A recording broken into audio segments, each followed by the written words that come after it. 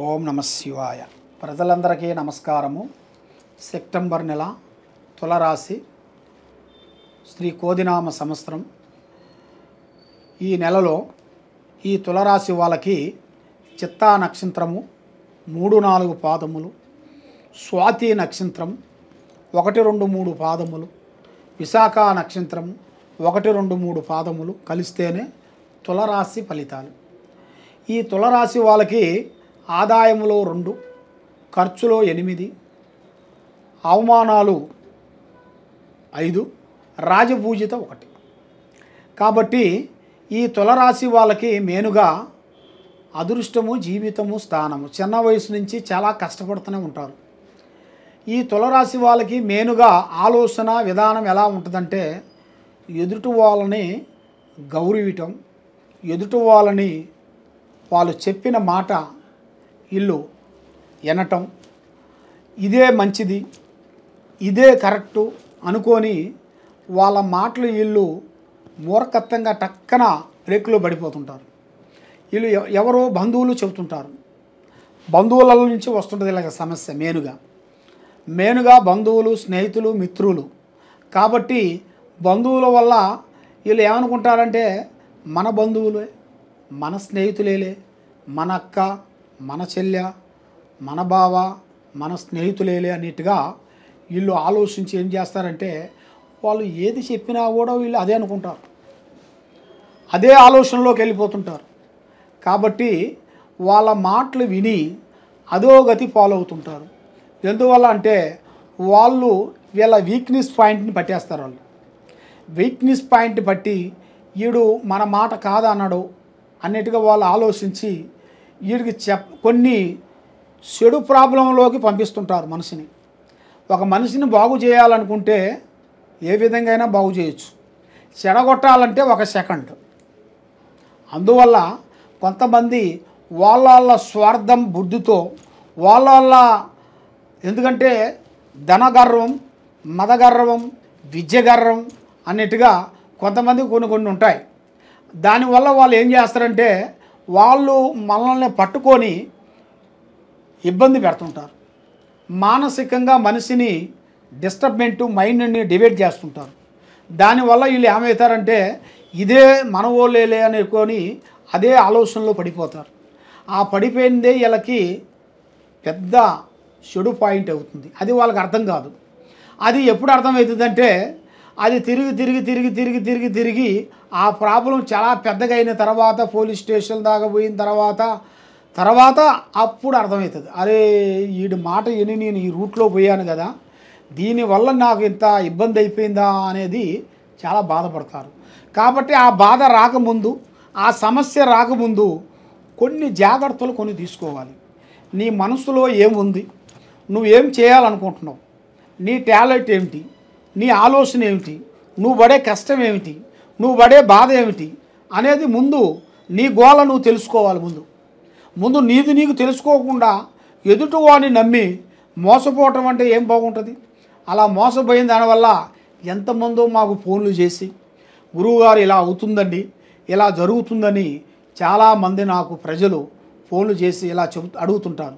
కాబట్టి వాళ్ళు చేసిన ఒక మంచితనం, వాళ్ళు ఉండాల్సిన మెయిన్ ఏంటంటే, ఈ తులరాశి వాళ్ళకి ఒక మంచితనంలో టక్కన వెళ్ళిపోతుంటారు. ఎందుకంటే వాళ్ళ మాట కాదు అనుకోరు. ఎందుకంటే వాళ్ళు ఒక గబాన ఒక మాట అంటే మళ్ళీ బాధపడతారో అని మిస్అండర్స్టాండింగ్ చేసుకుంటారో అని వాళ్ళు ఏది చెప్పినా కూడా తలకాయ ఊపేసి పోతుంటారు. ఆ విధంగా పోతే మీకు చాలా ప్రమాదాలు కనబడుతున్నాయి, కొన్ని విధానాలు కనబడుతున్నాయి. కాబట్టి మీరు కొన్ని జాగ్రత్తలు మీరు తీసుకోవాలి.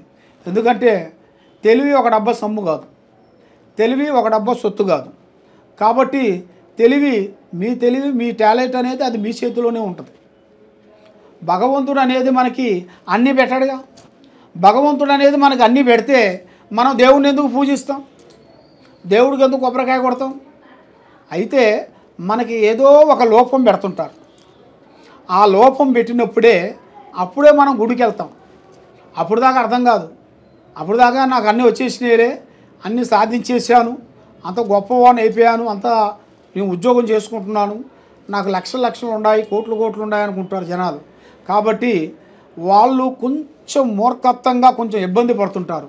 వాళ్ళకి అనుకోకుండా అకస్మాత్తుగా కొన్ని సమస్యలు వచ్చి పడిపోతుంటాయి. అవి ఎందువల్లంటే వీళ్ళ మీద ఉండాల్సిన ఒక 2 గ్రహాలు కనబడుతున్నాయి, అనగా రావు కేతువు. ఈ 2 గ్రహాల వల్ల వీళ్ళకి ఏమవుతుందంటే ఒకటి ముందుకు పోనిస్తుంది, ఒకటి వెనక్కి లాగుతుంటుంది, ఒకటి చేయమంటుంటుంది, ఒకటి వద్దంటుంటుంది. దానివల్ల ఇలా గుండా టాలెంటు ఉపయోగం ఎంచుకోకుండా సతమతం అయిపోయి మైండ్ బ్లాక్ అయిపోతుంటారు. కాబట్టి ఏ పని చేసినా, ఏ కార్యక్రమం చేసినా మీరు ముందు చేయాల్సింది ఈ 2 గ్రహాలకి శాంత కట్టు కట్టుకోవాలి. మీరు శాంత కట్టు అంటారు. అంటే మన మైండు మన కరెక్ట్గా ఉండాలి, మన ఆరోగ్యం బాగుండాలి, మనం చేసే పని అభివృద్ధిగా రావాలి. అంటే మనం శాంతి పూజలు చేయించుకోవాలి.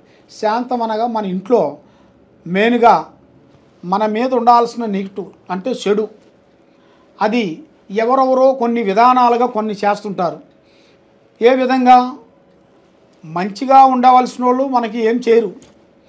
మన దగ్గర ఉండి మనతో కలిసిమెలిసి తిరిగిన వాళ్ళు మన గురించి కొన్ని చెడు పూజలు కొన్ని చేయిస్తుంటారు. చెడు పూజలు అంటే వాళ్ళ స్వార్థం గురించి కొన్ని చేయిస్తుంటారు.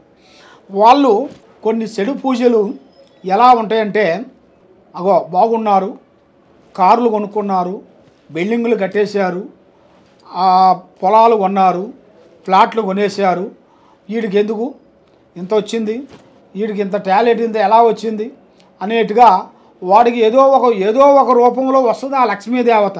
ఆ లక్ష్మీదేవత వచ్చినప్పుడు వీళ్ళు బాగా ఉన్నప్పుడు కొంతమంది ఏం చేస్తారంటే ఎంత ఉన్నా కూడా లేనిట్టుగా ఉంటారు. కానీ వాళ్ళని మనం ఏమనుకుంటారంటే అరే ఎంత ఆస్తి ఉన్నా కూడా ఏమిటైనా సింపుల్గా ఉన్నాడు అని అనుకుంటాం. కాబట్టి అదే చాలా గొప్పది.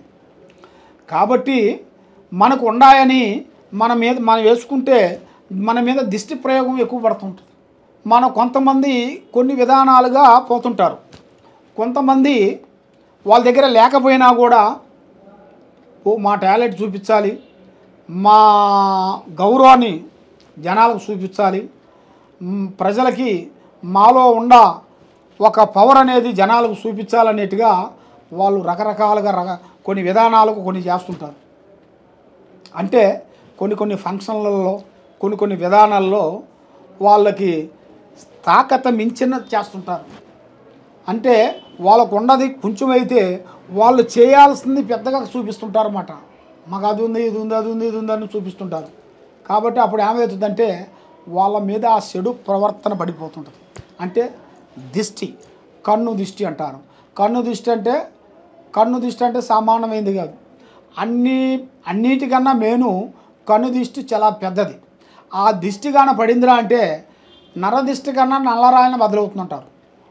కాబట్టి ఆ దిష్టి కానీ పడిందిరా అంటే ఎంతలా పెద్ద కోటేశ్వరుడైనా కానీ, ఎంతలా పెద్ద కుబేరుడైనా కానీ, ఎలాంటి వాడైనా కానీ అదో గతి పాలైపోతుంటారు.